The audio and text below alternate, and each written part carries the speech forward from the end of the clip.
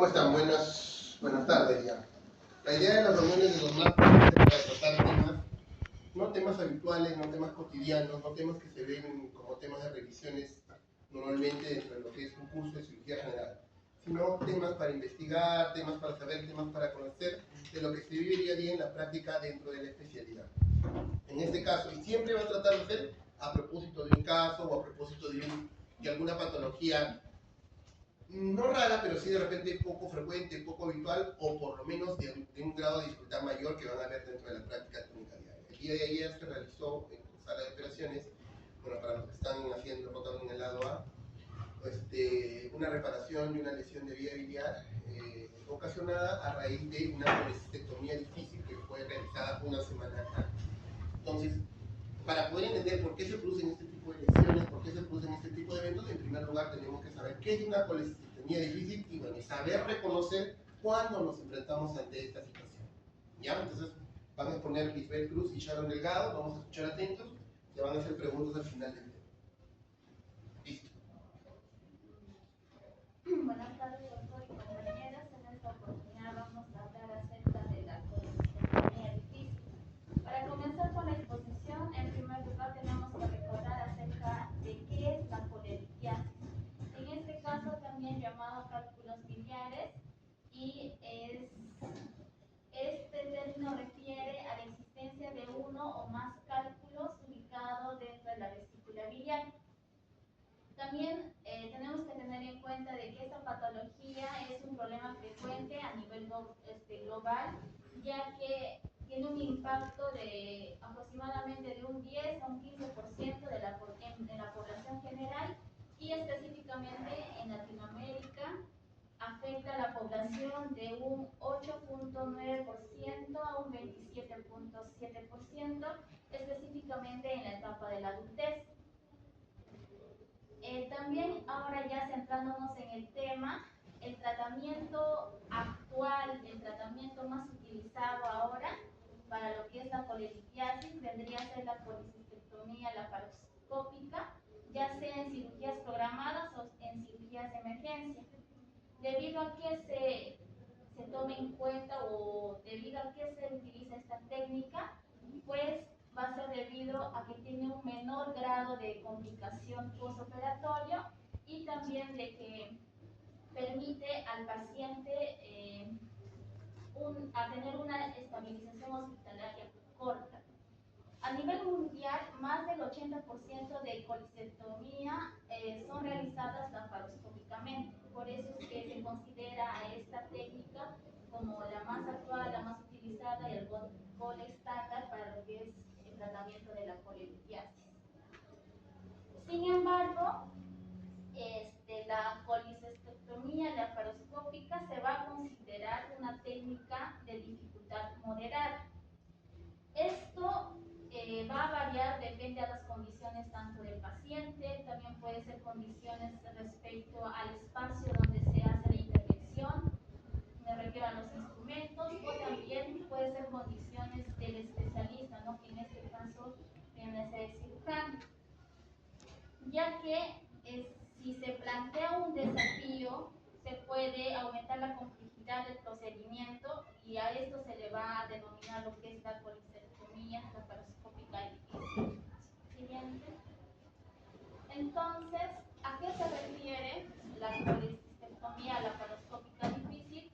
Se va a referir a la extracción quirúrgica de la vesícula cuando existen algunas condiciones, como les había mencionado, tanto del paciente, del cirujano o del espacio, que no va a permitir una disección rápida, una disección cómoda, una disección rápida de la vesícula, donde va a haber un aumento en la prolongación quirúrgica, me refiero al tiempo, ¿no?, de la cirugía, y también va a haber un aumento de riesgo de complicaciones para el paciente. Otra definición vendría a ser que es una intervención quirúrgica que va a presentar desafíos tanto técnicos como clínicos, y en los últimos años se ha observado un aumento en la frecuencia de la colecistectomía laparoscópica difícil debido a diferentes razones, como el incremento de la prevalencia de pacientes obesos, pacientes con una anatomía biliar anómala y a las complicaciones derivadas a cirugías previas. Siguiente.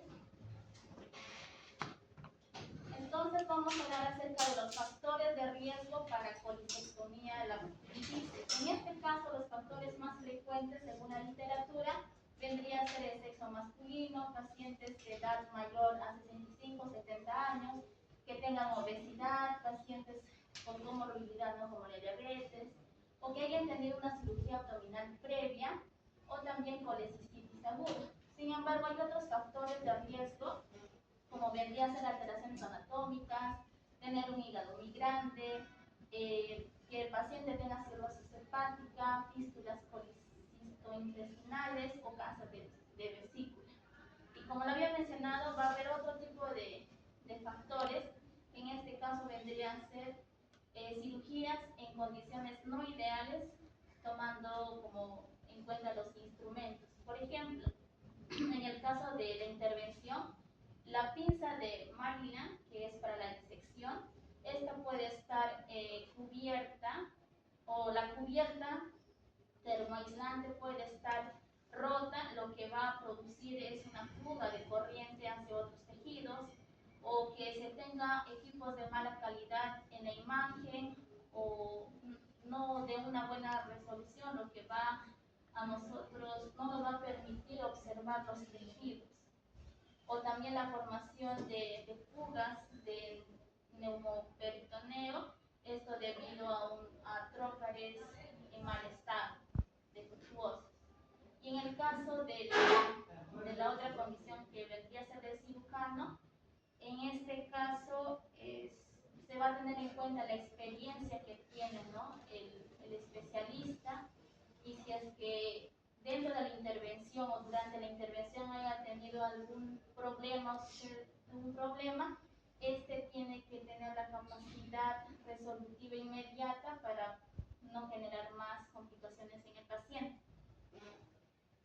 Y el fracaso de esta disección puede indicar la necesidad de conversión a cirugía abierta. Siguiente.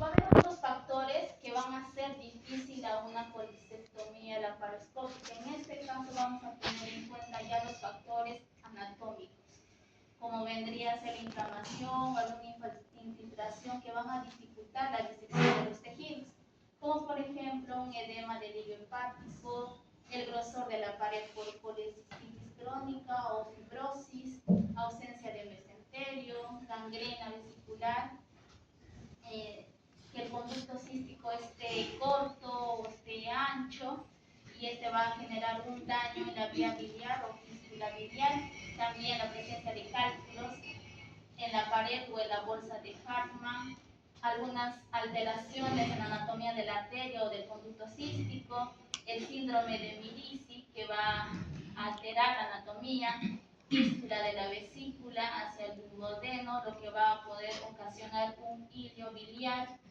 también cáncer de vesícula biliar, cirrosis hepática, pancreatitis, vesícula en porcelana, o adherencias intraabdominales, estas causadas por una cirugía previa. Siguiente. De todas estas alteraciones, ¿cuál crees que es la más frecuente o que la que con mayor frecuencia está presente dentro de las colecistectomías difíciles, por lo menos en un ámbito hospitalario? Lo que es la pancreatitis. La pancreatitis. Ya. La pancreatitis, cuando un paciente está con una pancreatitis aguda, no puede ser operado en primera instancia, porque de por sí ya el paciente está con un evento y con una respuesta inflamatoria activa bastante alta, como para generarle otra noxa u otro agente agresor. Entonces, el primer concepto es que un paciente con pancreatitis aguda no debe operarse. Una vez que remita su pancreatitis aguda, que si es leve puede pasar 7 días, ¿no? 7 días después del episodio, podría ser operado en caso de que sea una pancreatitis leve. Y si es moderado o severa, tienen que pasar mínimo 6 semanas.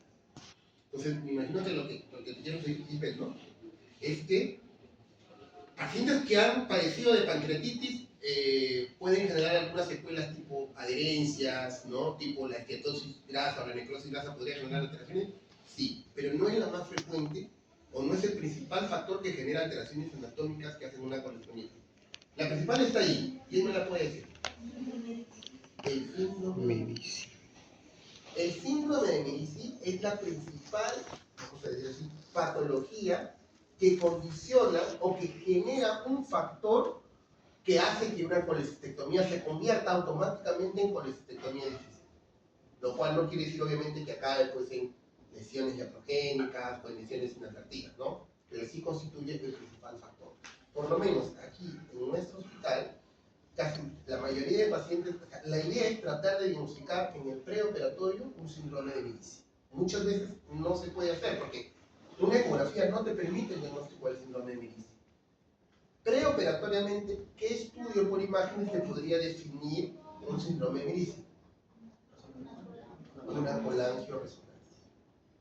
Pero a todos los pacientes le hacemos colangioresonancia, obviamente, ¿no? Existen criterios para solicitar la colangioresonancia.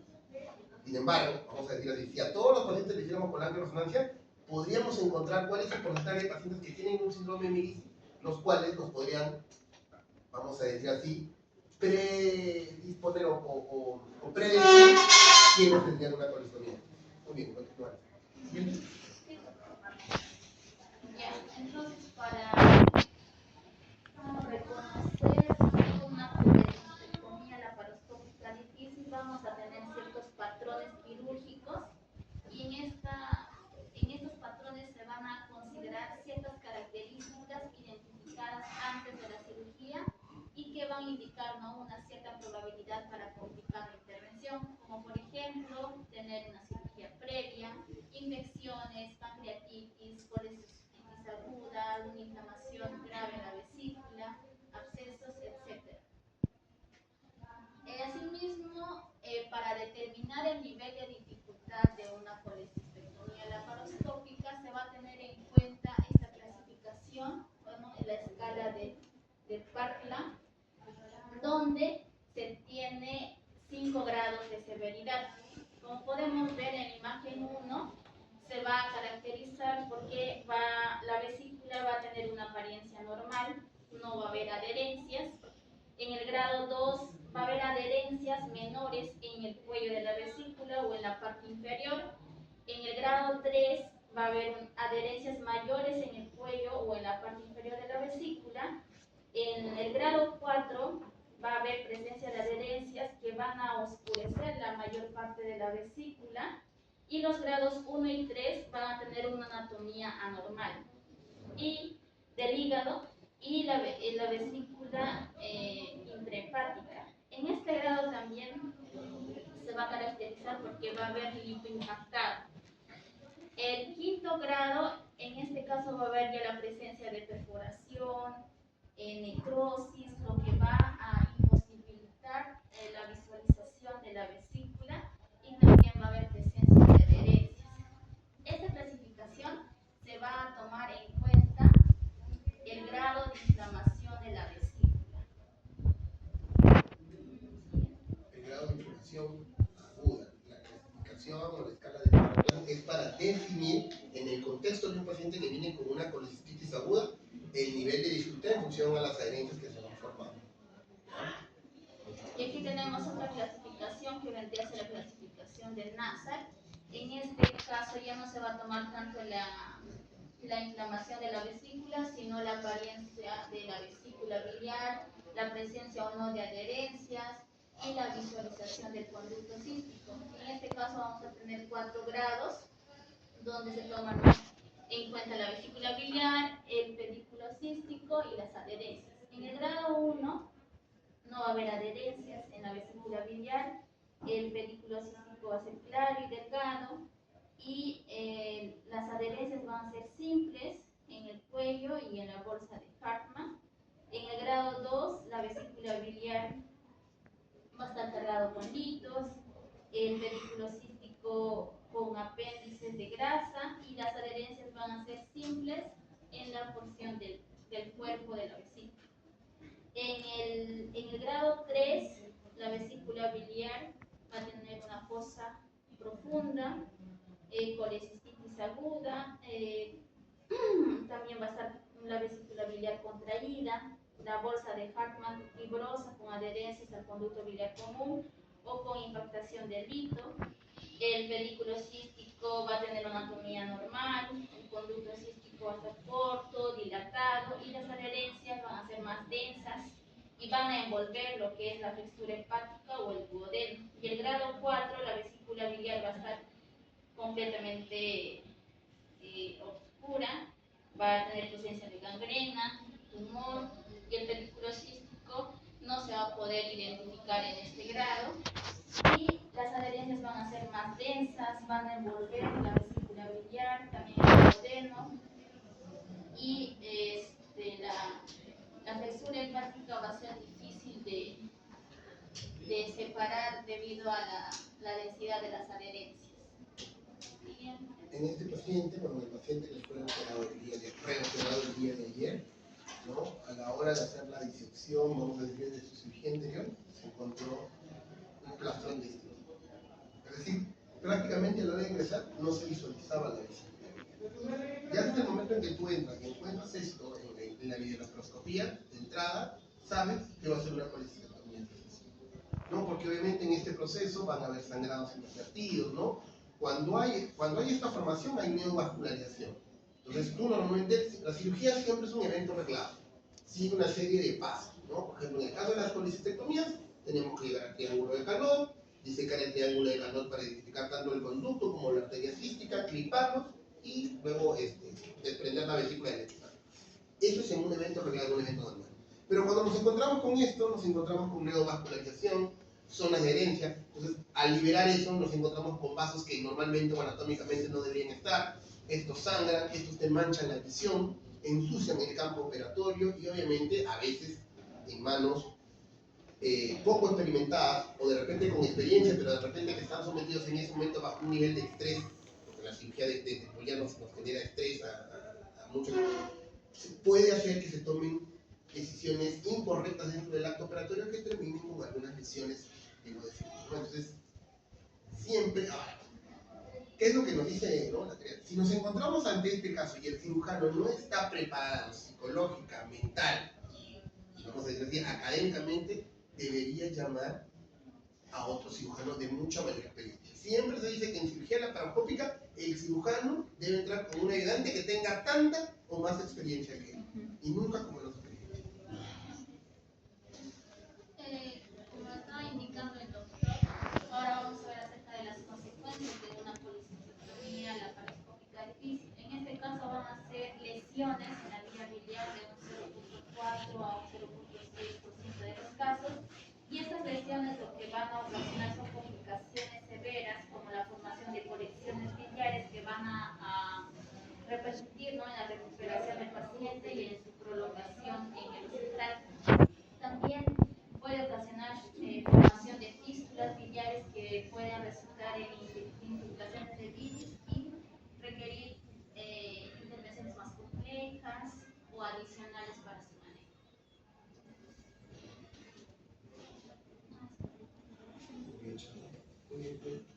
Bueno, ya habiendo reconocido los factores que pueden hacernos indicar de que se va a tratar de una colecistectomía difícil, lo que viene a continuación es cómo hacer que esa colecistectomía difícil se convierta en una colecistectomía segura. Entonces, para ello hay ciertos pasos a seguir. Por ejemplo, el primer paso menciona a la visión crítica de seguridad, es decir, que debemos tener una correcta identificación anatómica segura. ¿A qué nos referimos con la visión crítica de seguridad? En que tenemos que observar y definir con certeza si estamos enfrente del conducto cístico, de la arteria cística, ¿no? Identificarlo, si está el conducto hepático común o el conducto colédoco, ¿no? Para no, al momento de clipar, no clipar el conducto que no es el indicado para clipar en este caso. El siguiente paso es que en caso de que no hayamos obtenido una buena visión crítica de seguridad, el segundo paso es un punto de inflexión. En este caso sería reconocer el peligro y tomar conciencia y darnos cuenta de que podemos detenernos o llamar, como usted menciona, a un cirujano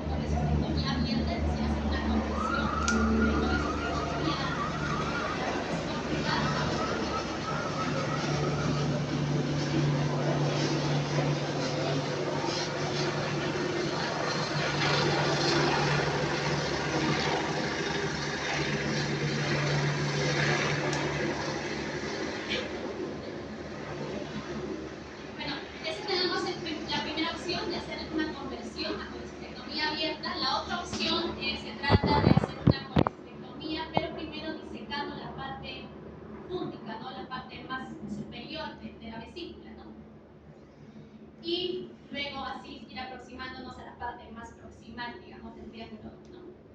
Entonces, la otra opción es hacer una colecistectomía subtotal o parcial, ¿no? Que vamos a ver algunos videos acerca de eso, o en otra opción sería diferir la cirugía. Entonces... Claro. Para aclarar un poquito lo que dice Selene, lo que dice Sharon, es cierto, ¿no? Se dice que en cirugía laparoscópica a veces la mejor decisión es la conversión. O sea, a veces muchos cirujanos, ¿no? Sobre todo los más jóvenes obviamente, creen que el hecho de convertir una cirugía o pasar de una cirugía laparoscópica a una cirugía abierta constituye un motivo de burla, un motivo de sentirse deprimidos porque no pudieron completarla como tal, ¿no? Pero en realidad debería ser todo lo contrario. Cuando tú no puedes progresar por cirugía laparoscópica, deberías convertir. Se dice que la mejor decisión es convertir, porque pasas de una colecistectomía de a una colecistectomía segura, que al fin y al cabo es lo más importante. La cirugía no está hecha para gloria del cirujano, sino para la gloria del paciente. O sea, mientras que tú, a veces los pacientes dicen, doctor, cuando tienes que hacer una laparotomía, una cirugía abierta, doctor, pero el corte va a ser de qué tamaño, grande o pequeño. El corte es el ideal o necesario para que la cirugía sea segura. Esa es la respuesta que siempre le tienen que dar a los pacientes. ¿Ya, doctor? Sí, el corte no cambia.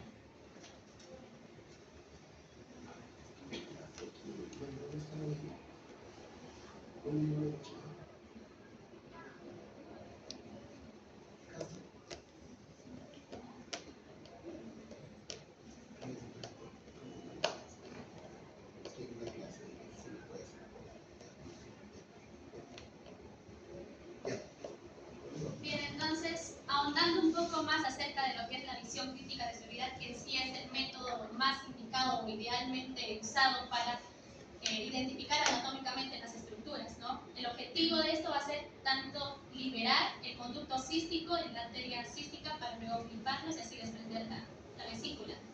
La otra es liberar la placa cística, es decir, liberar la parte del tercio inferior de la vesícula para así aproximarnos a lo que va a ser el triángulo hepatocístico, ¿no?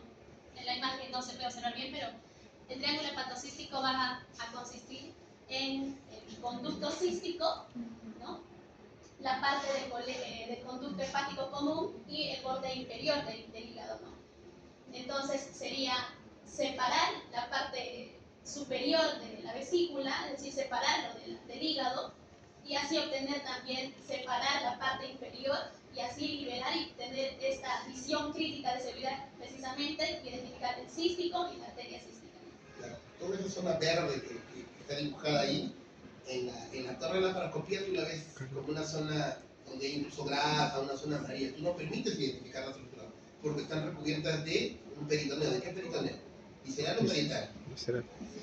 Visceral, exacto. En la medida que tú expongas o abras ese peritoneo visceral, tú puedes generar la disección de todas esas estructuras, ¿no? Como dice ella, separarlas, identificarlas, generar ese espacio. Y bueno, el tercer objetivo de la visión crítica de seguridad es que tengamos en mente que solo dos estructuras tienen que llegar a la vesícula biliar, ¿no? O sea, solamente el conducto cístico y la arteria cística. Si hubiera un tercer conducto de más, mejor sería una variación anatómica, ¿no? Que sí, también puede complicar un poco la cirugía. La visión crítica de seguridad va a estar dentro de los predictores o digamos de algunos indicadores de prevención de la lesión de las vías biliares, no las lesiones quirúrgicas de las vías biliares. Es decir, mencionan que al tener una visión crítica de seguridad clara, esta va a reducir en incidencia las lesiones de vía biliar hasta en un 0.03%. Y observar esta visión crítica de seguridad va a dar una conversión, o sea, pasar de la laparoscopía a la laparotomía en un 0.95%, es decir, mínima la conversión si tenemos una visión crítica de seguridad clara. Pero claro, va a haber ciertos factores que no nos van a permitir tener esta visión clara, ¿no? Como por ejemplo las variantes anatómicas. En este caso he tenido algunas imágenes acerca de la variante anatómica de lo que es la inserción del cístico hacia el colédoco. Sabemos que en un 75% normalmente el cístico se une al hepático común para llegar al colédoco de manera angular, Pero hay ciertas variaciones que puedan llegar paralelas, ¿no? Como pueden ver, y puede ser al intentar clipar el conducto cístico podemos lesionar esta parte, ¿no?, del hepático común. O también puede ser que llegue de forma escalada, ¿no?, como pretender darle una vuelta por la parte posterior y luego recién insertarse, ¿no? Entonces eso puede complicar también la cirugía. Bueno, tenemos que diferenciar lo que es el triángulo hepatocístico, y bueno, hay otros factores locales que no nos van a permitir esta visualización, ¿no? Por ejemplo, puede haber inflamación severa de lo que es el conducto hepático-cístico, o puede, por ejemplo, aparecer litos impactados en la parte del cuello, en la parte infundibular, lo que pasa con el síndrome de Grise, por ejemplo, que puede incluso comprimir la parte del hepático común, ¿no? Siguiente, doctor. Bueno, aquí están algunos procedimientos de rescate, como habíamos visto, lo que es la open conversion, lo que es la conversión abierta, ¿no? Lo que es la colecistectomía subtotal o parcial, que bueno, va a tener técnicas, ¿no?, de la fenestrada o lo que es la reconstructiva. Lo que es en sí, lo que trata la subtotal es de, al no tener una clara visualización del triángulo hepatocístico, lo que vamos a hacer es seguir con la colecistectomía, pero vamos a resecar la parte más alta, ¿no?, por así decirlo, empezando por el infundíbulo. Y pues para llegar a eso, primero lo que tendríamos que hacer es una disección, ¿no?, fundocística, que lo menciona, ¿no?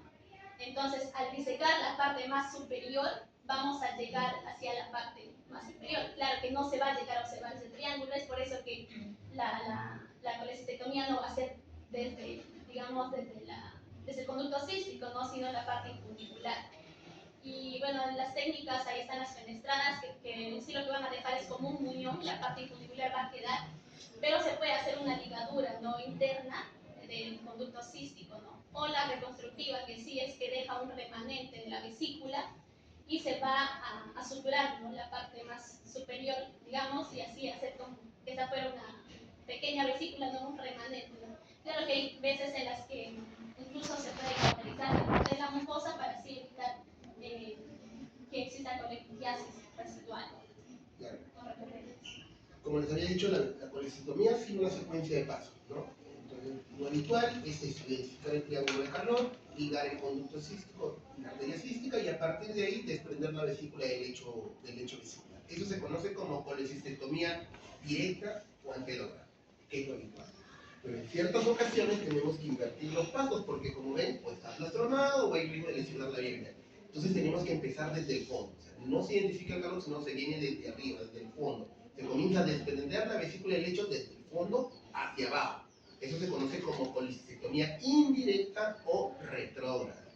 Y en ese proceso, sí, entonces, en teoría lo que vas a buscar es tener la vesícula ya completamente desprendida y ver las dos estructuras que la mantienen conectada, en la medida de lo posible. Pero hay circunstancias que hacen que no se pueda, que igual toda esa zona del infundíbulo está pegada. Entonces ahí tomas una decisión. En lugar de seguir lesionando, de lesionar alguno de los conductos, realizas una colecistectomía parcial o diferida. Una colecistectomía parcial es cuando dejamos esa bolsita que se llama el bacinete, ¿no? Ese tipo de, cuando tú dejas bacinete se le conoce como colecistectomía alomarta, dejar bacinete. Cuando a veces dejas la pared posterior, a veces la vesícula está muy pegada, muy enraizada sobre el hígado, nosotros le conocemos como vesículas encontradas, dejas esa pared posterior y abres la vesícula y sacas lo de adelante, eso se le conoce como colecistectomía alotorecta, también una colecistectomía parcial alotorecta. Existen dos tipos, alomartas y alotorecta. Alomartas cuando dejas bacinete, alotorecta cuando dejas pared posterior. Cuando dejas bacinete, puedes tomar dos decisiones. Uno es cerrar ese bacinete, ¿no? Raciar ese bacinete, crear una especie de pequeña bolsita. ¿Para qué? ¿Con qué intención? Con la intención de que no filtre bilis, obviamente, de que no salga bilis de la cavidad. O la puedes dejar abierta, tratar de conectar puntos por el muñón, pero igual va a filtrar bilis hacia la cavidad, entonces tienes que dejar un drenaje de todas maneras para que se forme una fístula biliar, ¿no es cierto? Esta fístula biliar va a cerrar en menos de 20 días, siempre y cuando la vía biliar esté libre de cálculos. Hoy, antes, cerramos todos los bacinetes. Todos los cerramos, no para que no nos filtre bilis, para que la bilis no salga a la cavidad, no tener la necesidad de dejar plenas. Pero ¿qué pasaba? ¿Qué pasa? Esos pequeños bacinetes se han demostrado que pueden funcionar como neovesículas. Se han convertido en formadoras de cálculos, pacientes formadoras de cálculos, y hemos tenido que operar años más tarde por esa vesícula nueva que supuestamente hace años ya previamente. A partir de ese momento, la colecistectomía fenestrada incluso ha sido Hace 2 años el doctor Stalin Aliaga, que es el actual presidente de la Sociedad Peruana de Cirugía Endoscópica, presentó su trabajo, ¿no? En el cual desarrolló más de 200 colecistectomías laparoscópicas fenestradas en caso de colectomía difícil. Y más del 90% cerraban antes de los 20 días. O sea, desarrollaban fístula biliar, pero antes le tenían mucho miedo a la fístula biliar. Pensaban que no iban a cerrar, que no iban a resolver. La fístula biliar, bien dirigida con su DREN, es una fístula que va a cerrar en menos de 20 días. Siempre y cuando el paciente obviamente se nutra bien, se alimente bien. Y siempre y cuando la vía biliar, el conducto biliar, esté libre de cálculo. Porque si hay coledocolitiasis, esa fístula biliar no va a cerrar. Antes no había CEPRE, pero la única manera de poder librar, de poder tratar esa coledocolitiasis era por medio de cirugías abiertas, es decir, reoperación. Ahora hay CEPRE. Le realizamos el procedimiento de CEPRE, se libera la coledocolitiasis y esas fístulas van a cerrar. Entonces, siempre, ahora, en la medida de no buscar operaciones, la mayor parte de los casos que hacemos colecistectomía retrógrada y no podemos identificar el calor, hacemos colecistectomía fenestrada, con formación de fístula. Muy bien, Chava. ¿Siguiente? ¿Es un video? No sé. Sí. Es una colecistitis también, no sé. Pero en sí lo que va a hacer es la técnica de la disección fundocística, o sea, la disección de la parte más superior. Claro. Ven la necrosis, ven la isquemia. Eso, cuando ya hay necrosis de isquemia, en realidad estamos en una etapa dentro del proceso de inflamación de la vesícula que se conoce como fase subaguda, ¿no? Desde el punto de vista de la evolución de la enfermedad, la colecistitis aguda se le conoce colecistitis aguda cuando está dentro de las primeras 72 horas de iniciado el cuadro de dolor. Y se conoce como colecistitis crónica cuando han pasado más de 4 semanas de ese episodio. Pero cuando estamos entre las 72 horas y las 4 semanas, en esa etapa se le conoce como colecistitis subaguda. En la medida de lo posible, ¿no? Es mejor tratar la colecistitis subaguda con hospitalización, tratamiento antibiótico y manejo del dolor. Y diferir la cirugía hasta que el paciente pase de una etapa crónica. Porque si lo operamos en una fase subaguda como esta, nos vamos a encontrar con estos problemas. Digo en la medida de lo posible porque por supuesto hay pacientes que a pesar de todo lo que le pongas no controlan el dolor, están sépticos, están con fiebre, entonces no hay forma, no hay modo, tenemos que entrar a operarlos cuando estén en la fase en la que están. Pero siempre por eso a veces se le explica al paciente que tiene la emergencia con 4 o 5 días de dolor, le palpas una más, un plastrón. Nosotros coloquialmente le decimos, señor, es mejor enfriar el cuadro, vamos a hospitalizar, darle antibióticos de amplio espectro, medicamentos para el dolor, hasta que el dolor pueda ceder en una semana ya con un tratamiento antibiótico, poder operar. Y pues, no, me tienen que operar por emergencia porque yo estoy mal, ¿no? No entienden esa razón por la cual a veces no es conveniente operar a un paciente en fase subaguda, ¿no? Ahora, obviamente, si el paciente le damos antibióticos, pero al día siguiente amanece peor, está mucho más séptico, los leucocitos incrementan, tenemos que operar. Pero siempre teniendo en cuenta que nos podemos encontrar con todo esto. A este paciente, por ejemplo, están viendo desde arriba, ¿no? Como se puede ver, incluso parece que está empotrada la vesícula. No hay, el problema es que en las vesículas subagudas se pierden los planos anatómicos. No hay un plano de disección que te permite identificar las estructuras. Bueno, y eso con el video no se ve claro, peor, porque no estamos con eso, pero incluso también un factor que señaló Lisbeth, el tema del equipo, ¿no? Actualmente existen torres laparoscópicas de muy alta resolución que te permiten una mejor visualización. Antes, nosotros aquí en el hospital, la primera torre con la que contamos era una torre que se veía así, tal cual como lo ven ahorita. Oscuro, sin nitidez, y que también obviamente generaba. Cuando se inició la laparoscopía aquí en nuestro hospital, las tasas de conversiones eran de casi el 20%, eran recontra altas, y las tasas de complicaciones de lesiones eran de 6%. Ahora, como ha señalado, son de menos de 0.4%, ¿no? Estamos a la par con la estadística mundial. Y ahí, bueno, han logrado identificar el conducto, la arteria cística y la están clipando, pero a veces no es posible hacer eso. Solamente cortas el vacío.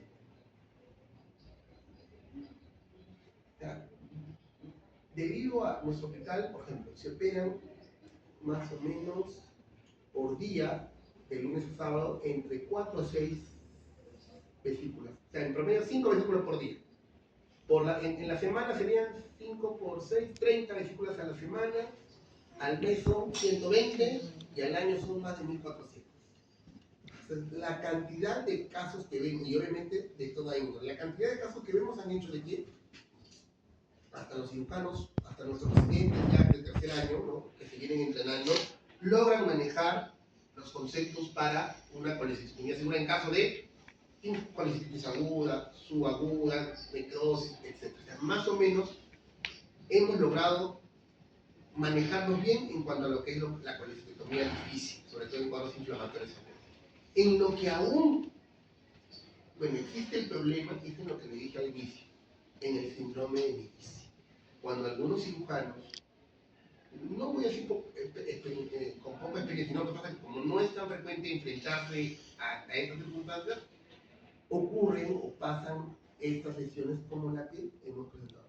Ahora, si ustedes me preguntan, en estos últimos 3 años, vamos a decir así, las lesiones que han sido producidas aquí en nuestro hospital, todas han sido porque han sido pacientes con síndrome de Medici. Todas, o sea, en inflamaciones agudas, todas han sido manejadas perfectamente.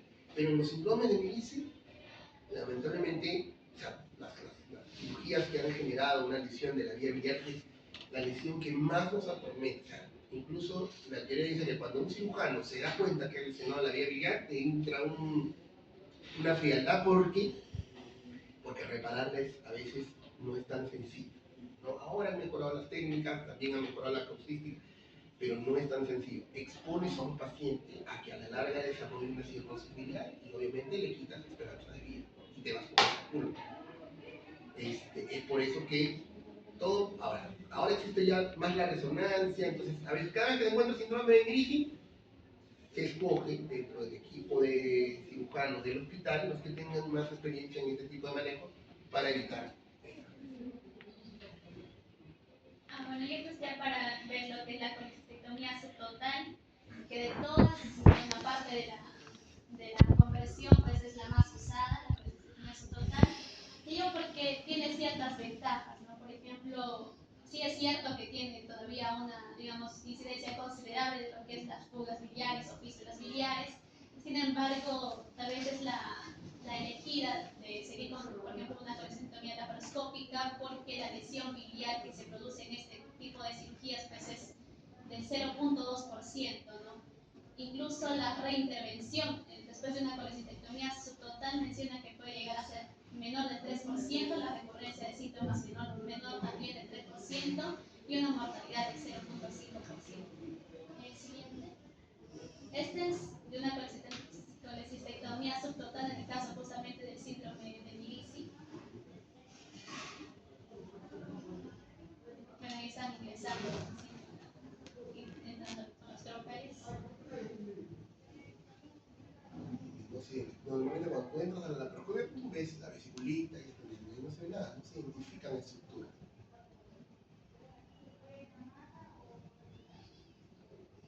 Son cirugías cruentas, en donde el campo se mancha porque hay sangrado, ¿no? Adherencias. Obviamente la experiencia hace de que hayamos adoptado algunas técnicas como por ejemplo la hidroinyección, ¿no?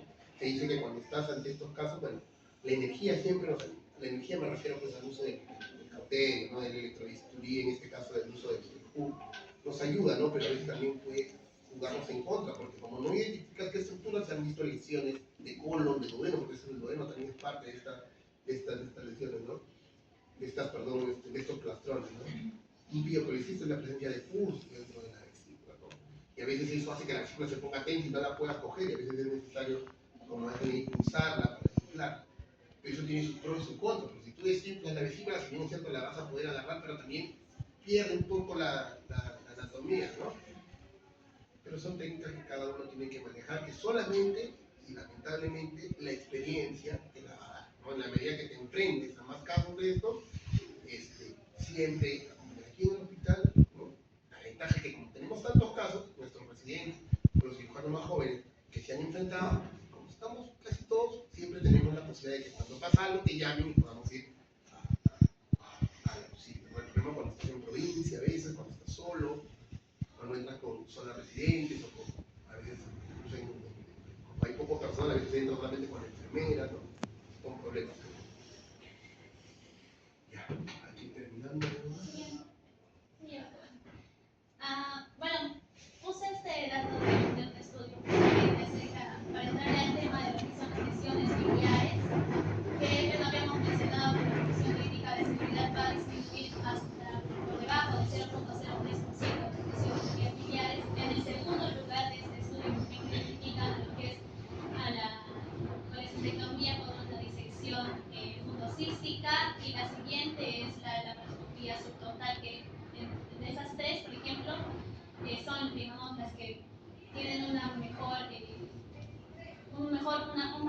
resultado, ¿no? Para lo que es prevenir las lesiones de vía biliar. Claro, la colectomía subtotal se refiere a la colectomía parcial, ¿no? O sea, llegar solamente hasta el nacimiento y abrirlo y dejarlo ahí, ¿no? Eso previene en gran medida las lesiones de vía biliar.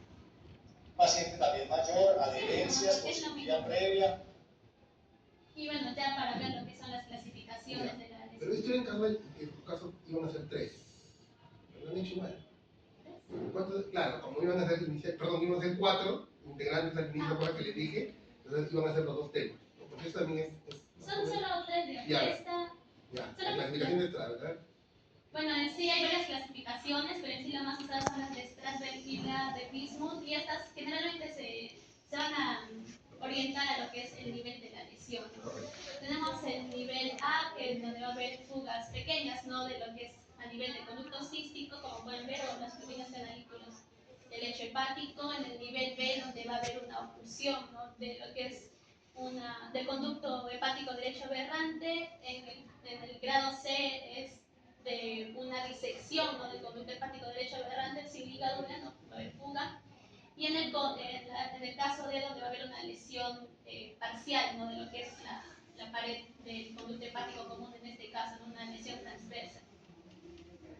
En la clasificación del Bismuth, esta en sí lo que va a haber son las lesiones del conducto hepático común, y según el nivel de la lesión, al igual que la anterior, va a dividir en 5 estadios. El E1, donde va a haber una lesión por debajo de lo que es la confluencia, ¿no? Del hepático derecho y el hepático izquierdo, pero esta lesión debe estar mayor a 2 centímetros, o el E2 cuando la lesión está menor a 2 centímetros dentro de la confluencia.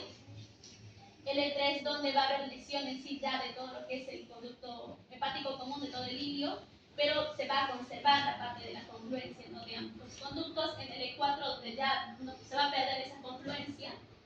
Y el E5, donde ya va a haber una disección, ¿no? Lo que es del conducto hepático derecho aberrante, o si es que este coexiste con una lesión ya propia de lo que es el ilio hepático. La clasificación de Strasberg generalmente se da para lesiones por quemadura o por corte, por lesiones inadvertidas donde hay climas biliares.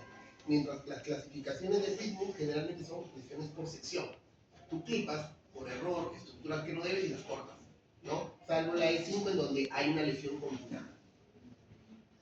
Esta fue la imagen que hemos mencionado. ¿Qué corresponde? Esa es la imagen del paciente que operamos ayer. Ayer, con el paciente entra a sala de operaciones con esa imagen de circulante horizontal. Según Bismuth sería un E12. Claro. Una lesión a nivel del conducto hepático común con menos de 2 centímetros de la confluencia de los hepáticos. Que por lo menos tiene algo de conducto hepático, ¿no? Que nos permitió hacer una lesión. Porque cuando la lesión es una E3, una E4, está a nivel de los hepáticos por encima, las reparaciones son prácticamente imposibles. Son pacientes que están condenados a hacer cirrosis biliares, que se tienen que hacer ¿cómo se llama? Drenajes transpariohepáticos a través de catéter, como ocurre en los colangiocarcinomas, como la paciente que vimos hoy en consultorio que tiene ese drenaje hepático, que va a tener que ser de por vida, ¿no?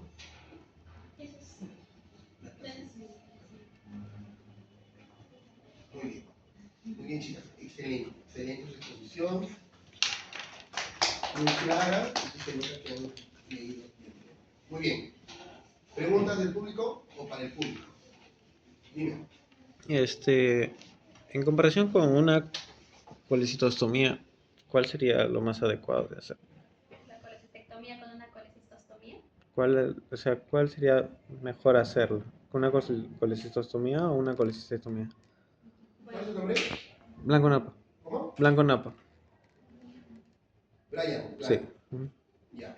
Preguntas qué sería mejor, si una colecistostomía o una colecistectomía. ¿Qué es una colecistostomía? Cuando se coloca un dren para poder evacuar todos los litos y el líquido. Ya. Muy bien. Entonces, ¿qué es mejor en qué contexto? ¿Cuál sería? ¿Para evitar una lesión de vía biliar te refieres? Claro. Una colecistostomía En general, ¿cuál sería Claro. mejor?